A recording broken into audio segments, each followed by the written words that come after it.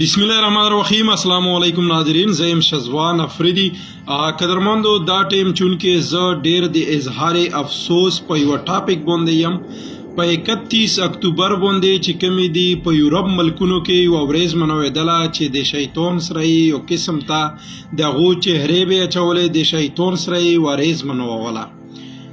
پرون ورځ چې کومه ده په سعودي کې د ریاض ښار کې یوه ورځ منو شوې ده چې 31 اکتوبر باندې کومه ورځ چې کومې د یورپ ملکونو منووله. هغه ورځ چې کوم دی د ټوله دنیا چې کم د اسلامي ملکونو سانټار دی سعودي، بیا خوست کر ریاض ښار کې دغه ورځ منو شوې ده.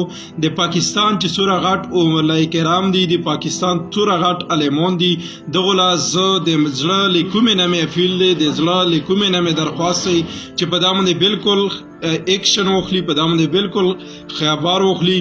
بل چې څومره اسلامي ملکونه دي، پاکستان دی، افغانستان دی، دنیا کې څومره اسلامي ملکونه دي، د دغه خبرې دی بالکل بھرپور مذمت وکړي او په دا باندې د بھرپور ایکشن واخلي چې آینده دپاره په سعودي کې نه چې په یو اسلامي ملک کې دغه ورځ منو نشي.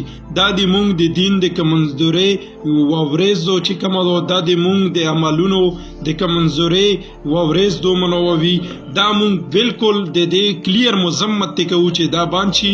دغه ورځ چې کومه منو شوې ده په دا باندې سعودي حکومت له پکار دي چې د ټولو مسلمانانو ملکونو له بالکل دو چې کم دي مفید وغوړي او آینده دپاره چې کم دي دغه ورځ منویدلو بیخي کوشش ونه کړي او بند کړی شي. ناظرین، د مو ټولو د پاکستان او خاص کر پښتنو عالمانو له دا خواست دی چې په دغه موضوع باندې لازمي خبره وکړي. والسلام.